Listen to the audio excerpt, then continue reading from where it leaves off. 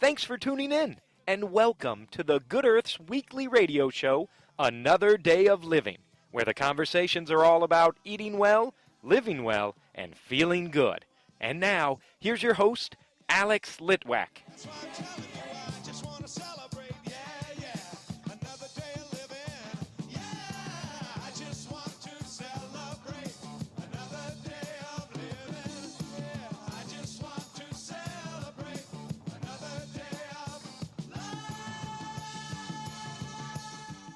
With me today is corrective exercise specialist Sam Blandina. Hey, Sam. Howdy. I think he's ready for a hayride or something. I don't know. No doubt. Hootenanny. Hootenanny. There you go. So we're going to talk about strength training.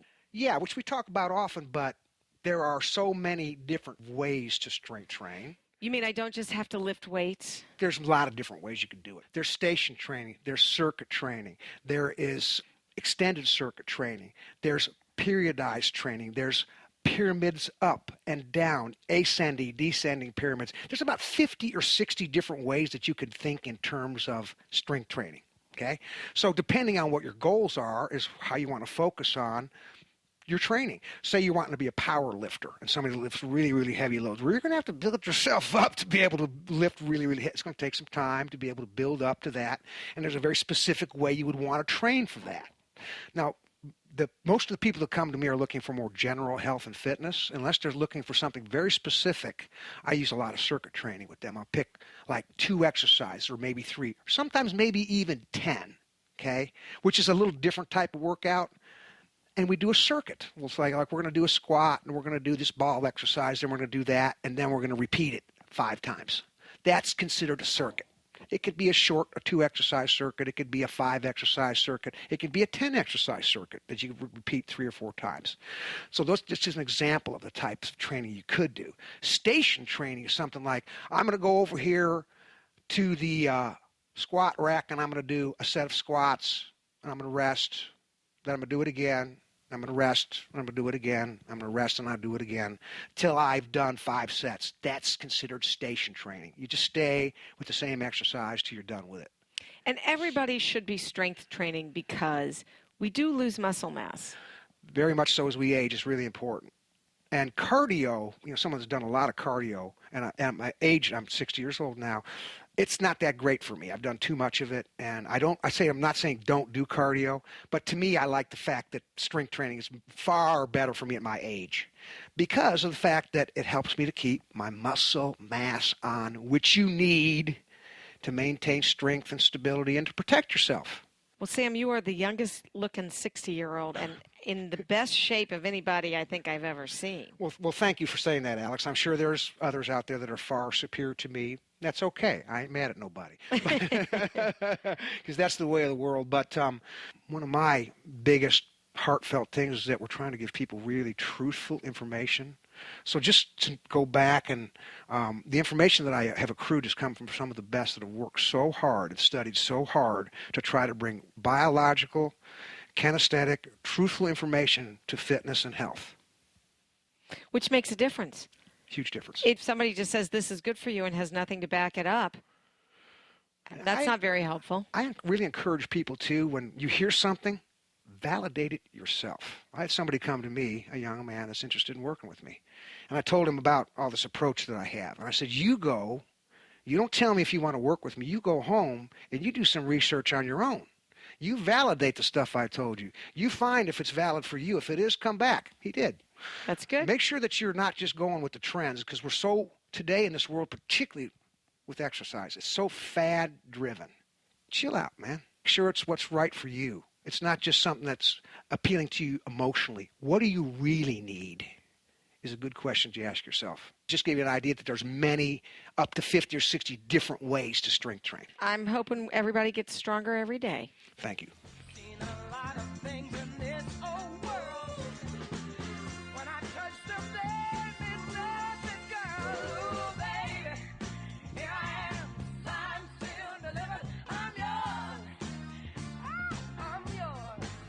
It's the Good Earth's 45th year of providing organic foods, high-quality supplements, toxin-free body care products, therapeutic herbs, cooking spices, herbal teas, healthy shoes, and more. We've got over 20,000 items packed into a lively house in Broad Ripple, and our knowledgeable staff is here to help you find just what you need. We're open Monday through Saturday, 9 a.m. to 8 p.m., and Sundays, 11 a.m. to 6 p.m. And our website is good-earth.com.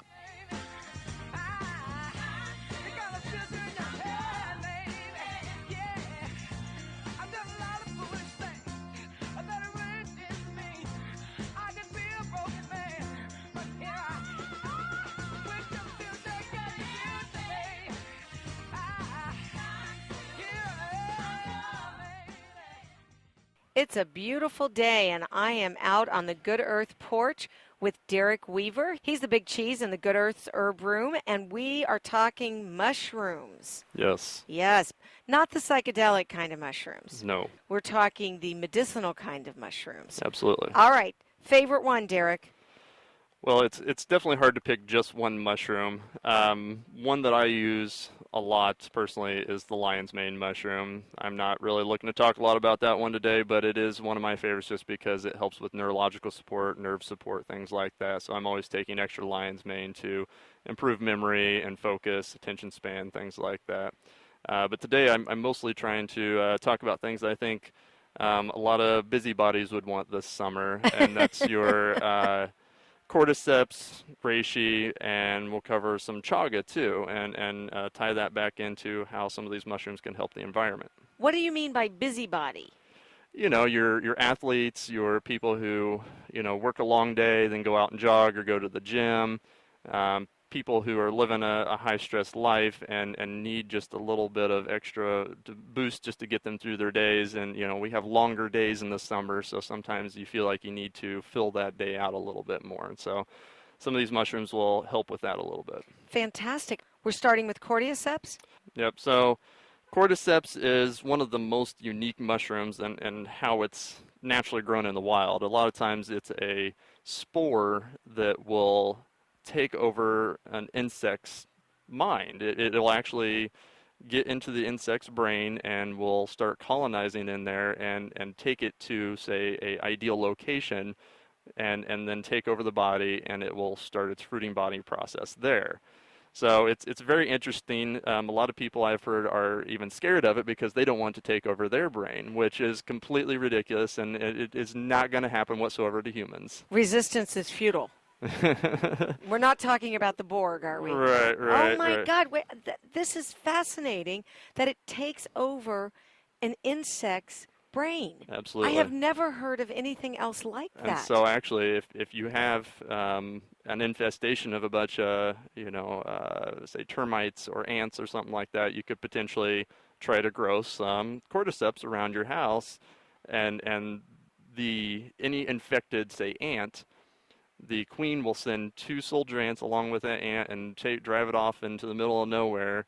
The soldier ants will kill that ant and then commit suicide themselves as to not bring that spore back to the colony, and the whole colony will then relocate to save the queen. So it's pretty amazing what they'll do. But all that aside, it does have medicinal benefits other than, pest removal from your house. It is wonderful, wonderful, wonderful for energy. It is one of the best mushrooms out there for a good, solid boost of energy. It's also very good for your libido. It can improve libido accumulatively. Take it one time, you have a good time. Take it day after day. By the end of the week, you're having a great time. It is wonderful at reducing lactic acid buildup. So this is where it comes in for your athletes. There's actually a couple Olympians that come into the Good Earth and buy cordyceps from us for this reason, because it can actually reduce lactic acid buildup during and after exercise by up to 70%. So it's very, very, very significant. One of the gentlemen that comes in he's a long jumper, triple jumpers for the Olympics. He said this will be his 3rd Olympics that he's going to this year. And since he started using the cordyceps, he has shattered his old record. And then the other girl who's the Olympian is the 2nd fastest runner in the world and is an Indianapolis native. And so this will be her first Olympics. And so I got her set up on some of the cordyceps as well. There's literally going to be a run on cordyceps. Right. Seriously, Derek. Good fun. Yeah, thank you. I'm nothing if not punny.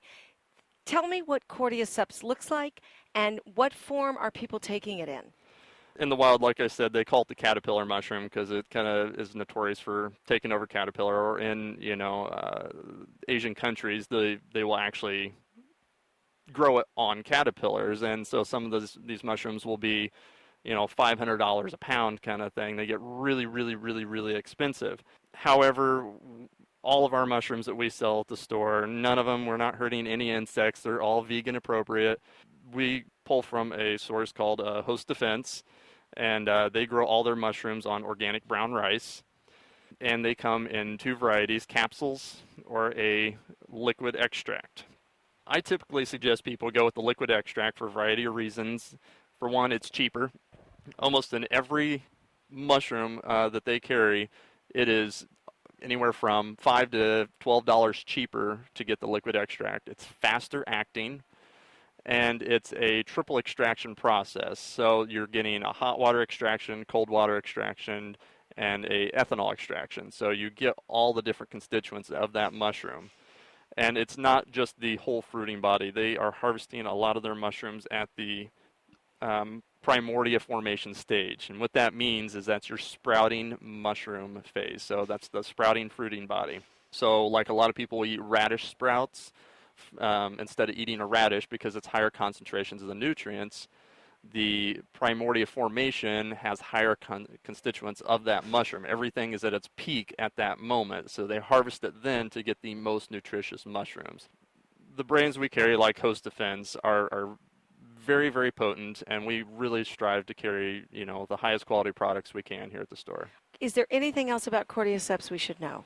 It is great for kidney function. It's a great oxygen uptake. So again, for your athletes, people say going hiking or getting out in nature, doing some of the high altitude stuff. When I go hiking, I always take a blend of some Cordyceps and reishi, and that will help with more oxygen to the cells, so you kind of stay less fatigued. You can keep going. And it's really just keeping your metabolism and overall stamina up throughout the day. But it's not the type of like caffeine kind of energy that's going to make you crash. It's going to be a slow, steady energy as you need it. But nonetheless, I still wouldn't take it within 6 hours of bedtime. Good to know.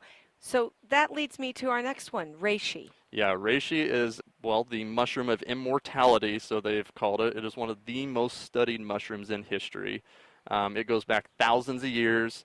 Actually, in Japan, it used to be illegal for the little people to consume reishi. It was only for the emperor and the emperor's people. And it was just kind of a cherished mushroom. It still is. It's Ganoderma lucidium. It's a real pretty mushroom. It's kind of got a red glossy fan that sticks out. It will grow out of trees. It will grow out of the ground. I have found it growing here in Indiana. It's a really unique looking mushroom, but it's unique in the way it's a very detoxifying mushroom for the body. It's a phase 1 and phase 2 liver detoxifier. And what that means is it is getting the toxins to the liver and metabolizing them out. A lot of people come into the store looking for milk thistle. They come in looking for dandelion root and things like that to bring the toxins to the liver, and they consider that a liver detox. Well, that's only doing part of the job. There's 10,000 pathways into the liver. That's phase 1 liver detoxification. That's bringing the toxins in. That's what your milk thistle is, your yellow dock, your dandelion, all these different herbs. And then there's 10 pathways out of the liver, and that's your phase 2, metabolizing the toxins out. Reishi does both. It brings them in and eliminates them. So it is kind of your all-in-one detox for your liver. Now, ultimately, with your detox, you still want to make sure that the bowels are clear, you're drinking plenty of water and all that kind of stuff. So you don't always want to jump right into a liver detox. You want to make sure that you're eating clean and everything else is working out well. But ultimately, though, because it's cleansing the body so well, it's great for cardiovascular support. It's very good at energy and stamina. So it pairs well with the Cordyceps. There's actually a product that is half and half Cordyceps and reishi. It's called Cordyceps, one of our favorites. It is a great stress reducer. It's an adaptogen, so it helps the body cope with stress. It helps you balance out your sleep cycles and overall just complete wellness. It's also an immune modulator, and what that means is it will help to regulate the immune system. So somebody who has the sensitivities to smells, like you got the new car and you can't stand that new car smell, or there's construction in your house, you put down new carpet and that glue smell or whatever, or somebody's perfume just really, really bothers you and you can't be in the room with them. That's like an allergic reaction. Or you have allergies to pollen or food or different things. We can train our immune system. We can overcome allergies, and using things that are immune modulators will help us do that. And reishi is one of the best immune modulators. So you can start with taking like 1 drop a day of the liquid extract, and then 2 drops the next day, 3 drops the next day, and slowly build until you're taking 1 dropper full a day, and that will actually help your body slowly adapt to some of these allergens. And over time, you're likely to have less problems with that allergy. It's amazing how many healthful properties these 2 mushrooms have. Are there any negative side effects? Well, that's the beauty of the mushrooms. Because they're so detoxifying, there's really not any chance of overdosing or any real toxic amounts. The reishi, because it is, kind of cleansing the cardiovascular system, if you were to say be on a blood thinner or something like that, I would obviously talk to your doctor first, just because you don't want to get into a gray area. I think it's said that there's somewhere around like 6 grams kind of gets you into a gray area. 40 grams is like a couple bottles worth of reishi. Most people can't even afford to take that much, but you can sort of overdo it a little bit with reishi. And really, I would highly doubt that anybody would get into that gray area with the reishi unless they were really trying to. You mentioned about the liver detox. People could come in and get other herbs that are only phase 1 detoxification. On the energy front, there's a whole bunch of other things that people could take for energy. Absolutely. Why choose the mushrooms? Well, ultimately, there's no real side effects. A lot of your energy supplements have some variety of caffeine in it. Caffeine can be acidic for the body. It causes calcification in other places of the body. It can kill off probiotics. It does a lot of damage to the body, and a lot of your stimulants in general just overstimulate. They kind of wear things down. They can kind of cause weakness, and they can become habit forming. Where your mushrooms really don't have those problems. They're not acidic. They're supporting the overall function of the body. They're stress relieving. They're promoting cardiovascular function. They're cleansing the liver. They're doing all these other wonderful things for the body. As with anything, take it in moderation. 6 days on, 1 day off. Follow that kind of basic principle to not overdo anything on the body. But ultimately, they're just completely safe. So I recommend them all the time. I've gotten several people off coffee using the Cordyceps and reishi blend. And I know my dad said he tried to have some of the Cordyceps and reishi with his coffee, and he about walked across the ceiling at work. So it's usually more than people expect it's going to be. They are very powerful. What do you do with people who come in and have got an issue like systemic candida? Can they take mushrooms because it's a fungus that they're already dealing with one fungus? Can they take another fungus? Absolutely. Yeah, so not all your mushrooms are the same. There's the fungi kingdom is a huge kingdom, and just like any other kingdom, animals compete for the same space to live, so do fungi. So your candida yeast is one species of a fungus yeast, and your mushrooms are their own different species. Actually, there is a species of mushroom called maitake, and it will combat candida. And it's it takes a little longer to build that up in your system, to kind of build the resistance, because it's actually growing and doing its thing in your body, and it will combat that, and it can lower blood sugar levels. That's a wonderful way to think about the mushrooms, sort of the warring factions between the candida faction and the maitake faction, duking it out for dominance in your body. Exactly. Very good. All right, so anything else you want to say about maitake? Just give it time. It's one of those mushrooms that has a load time of 3 to 4 months. Wow. So I know I used to be quite the sugar junkie, and I would just snack out on all kinds of sweets every night, and then I was taking the maitake, and around 3.5 months, I just had one night where I just didn't want it anymore, and I just kind of walked away, and that was the breaking point, and that made a huge difference for me. So I've had other people tell me that they've, just by eating some of the dried maitake that we carry here, because they're really, really, really tasty to eat. So I recommend, getting some plugs and growing them on an oak log or stump if you have it in your yard. But they're really tasty, almost have kind of a chicken flavor to them. And this gentleman said that just by eating them, he had gotten to the point where he was almost taking no insulin anymore. Totally amazing. All right, we're going to our last mushroom, chaga. Chaga is one that a lot of people know. It's kind of become more popular in the last few years. A lot of people go out chaga hunting. It's one that really doesn't look like your standard mushroom. A lot of people don't really realize that it's a mushroom. It just kind of looks like a black mold growing on a tree. It's got a lot of unique benefits, including skin health. We've had a lot of people tell us about how it can help with their psoriasis and eczema and things like that. It really is stimulating and kind of healing to the mucosal lining in the digestive tract, which then helps the external skin. It's extremely rich in antioxidants. It's great for lung function. It's great at DNA repair. So, if you've had a lot of like vaccinations, or you get a lot of genetically modified foods, some of that stuff can be damaging to your DNA. And so it's good to try to repair that and improve upon that. And chaga is a great step in that process. It's going to help your overall immunity. It is sort of a detoxifying mushroom as well. But ultimately, the thing that I really wanted to touch on with the chaga is that it's great for not only you, but your bees. If you have bees in your yard, if you have, a beehive, your neighbor has a beehive or something, so you have a lot of bees, coming through your flowers and stuff a lot. Set out a liter, pan of water and put 1 milliliter, 1 dropper full of the liquid extract of the chaga into the water, or you can use the reishi as well, and set that out for your bees to drink. And, the bees will learn to start drinking that, and over time that will boost their immune system, and that can actually stop the colony collapse disorder.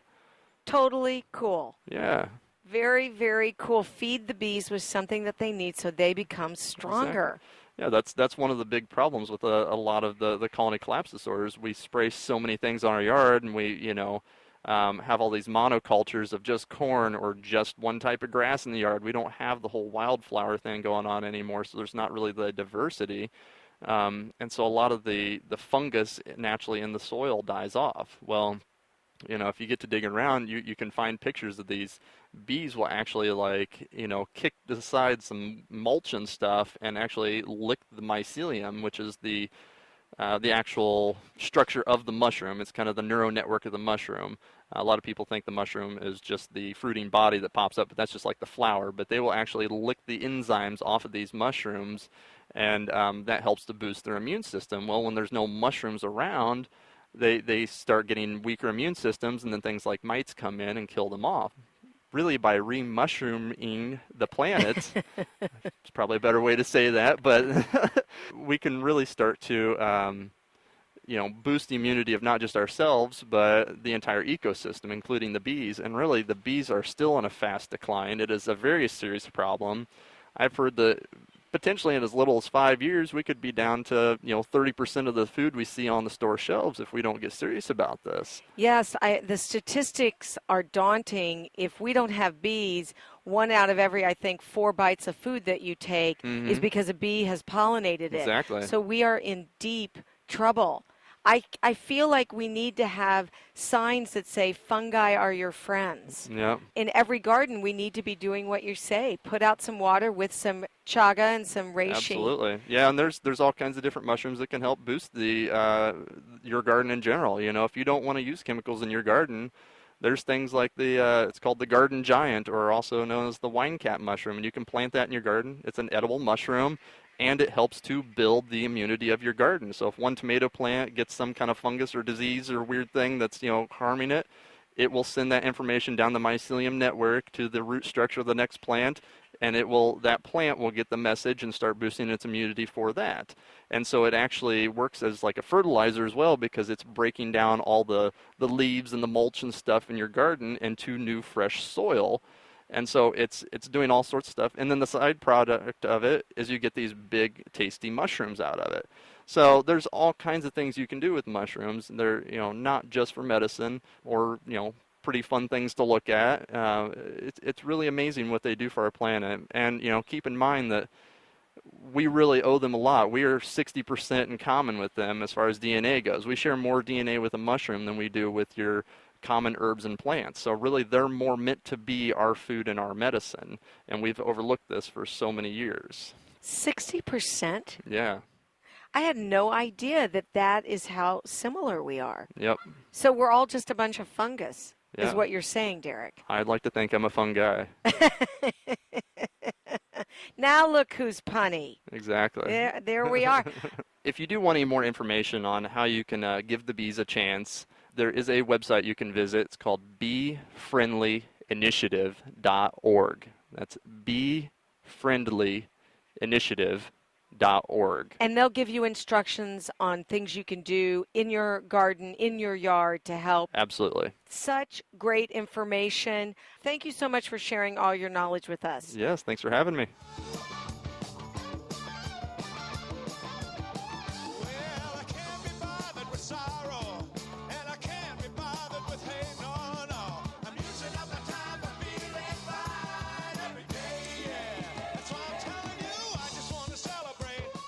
That's our show.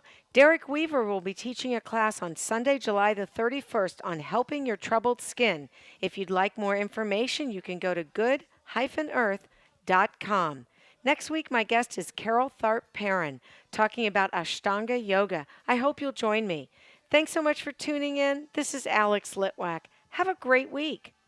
The happiest half hour of your day has been brought to you by the Good Earth Natural Food Company, keeping Indy healthy since 1971.